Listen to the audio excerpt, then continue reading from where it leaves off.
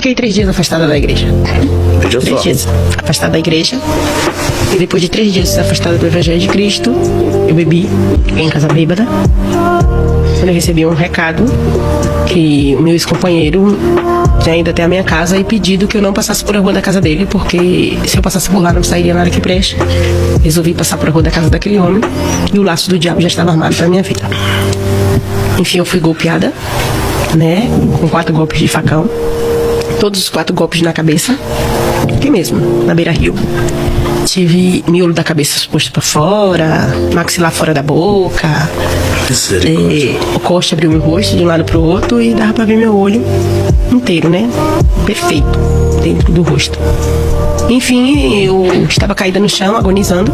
Ele pensou que eu estava morta. Na verdade, quando eu caí, logo em seguida, quando eu caí, ele pensou que eu estava morta e ele correu. E eu comecei a lutar pela minha vida. Buscando ajuda, pedindo ajuda. Um rapaz que ali estava parado em choque, ele me negou ajuda de imediato, talvez por ele estar em choque e tal.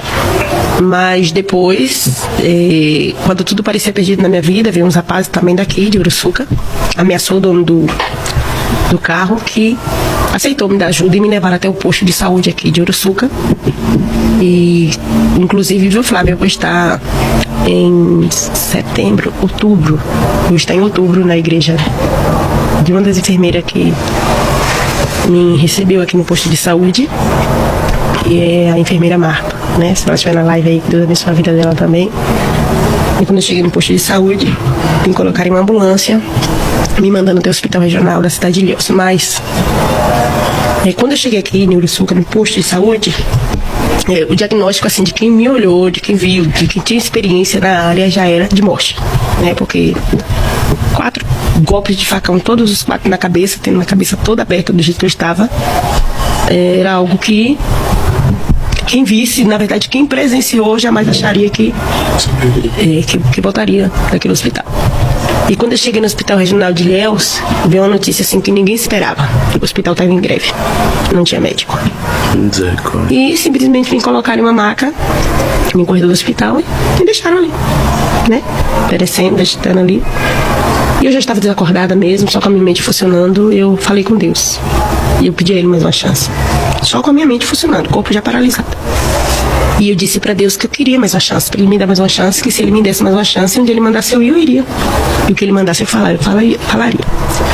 E quando eu estava vivendo aquele momento de conversa com Deus, eu vi quando um ser estranho aparece ali naquela maca, ele começa a subir em cima de mim. E quando ele sobe, ele vai endurecendo. Por onde ele passava, ele endurecia. Por exemplo, ele passava pelo meu pé, ele endureceu, meu pé congelou meu pé, e era como se eu nunca tivesse tido o pé. E eu via, eu não chegava a ver ele, mas eu sentia ele. E ele vai subindo lentamente para a perna, endureceu a minha perna, congelou a minha perna, era como se eu nunca tivesse tido perna, vem para a coxa, faz o mesmo processo. E quando ele chega na região da cintura, eu contemplei eu sendo levada, arrastada em uma velocidade muito rápida. Eu era levada uma rapidez imensa, enorme mesmo, naquele corredor, naquela escuridão. Quando de repente, assim, sabe, eu tô sendo levada, arrastada naquele corredor escuro. E agora eu vou passar para vocês que me ouvem o que me passou o médico, né, que me atende. Uma das enfermeiras de lá do hospital ligou para um doutor e pediu que ele fosse lá pelo menos para liberar o meu corpo. E ele explicou a situação que eu cheguei. Doutor, deu entrada aqui uma mulher assim, assim, assim. Tem como o senhor vir aqui examinar essa mulher e ver se tem alguma coisa para fazer, ou pelo menos para liberar o corpo, porque precisa de um médico, né? E ele foi, um servo de Deus, claro, servo do nosso Deus maravilhoso. Ele foi, me examinou, e segundo ele, quando ele me examina, eu não tenho mais vida. Segundo ele, eu não tenho pulso, não tenho batida de coração. E ele pediu que tirasse meu corpo daquele corredor e que levasse para a pedra do hospital até que alguém da minha família chegasse e reconhecesse meu corpo. Mas ele disse que vai viver uma experiência, né, única, experiência única com Deus ali naquele momento, porque após ter mandado tirar o meu corpo, ele disse que ele começou a caminhar no corredor. E no que ele começa a caminhar naquele corredor, ele disse que a perna dele endureceu. Era algo inexplicável. A perna dele endurece, ele tenta para frente, a perna não vai, mas quando ele volta para trás, em direção ao meu corpo, a perna obedecia. E ele está vivendo aquele momento único de guerra, entre espírito e carne, enfim.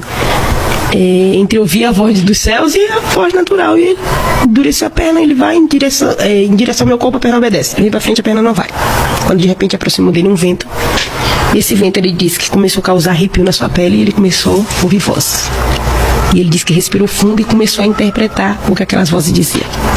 E segundo ele, aquelas vozes diziam que naquele dia não tinha mandado Miguel, não tinha mandado Gabriel, não tinha mandado arcanjo nem querubins, que Jesus mesmo tinha ido àquele lugar.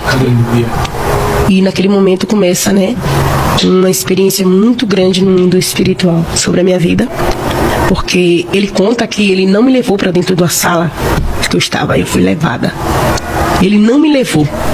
Ele foi induzido a fazer aquilo, assim, ele contando é muito lindo, porque ele fala assim, sabe, Flávia, eu não fiz, eu não falei, era como se Jesus tomasse a minha boca e falasse por intermédio da mesma, tal, e aí me levaram para a sala, ele pediu que eu cortasse minha roupa, e ia começar um momento ali único, eu costumo dizer que uma experiência única que eu tive com Deus, muito forte.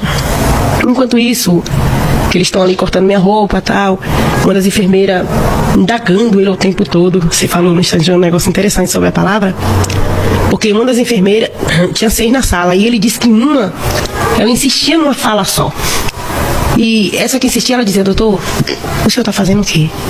Doutor, pelo amor de Deus, não tem mais nada para fazer por ela.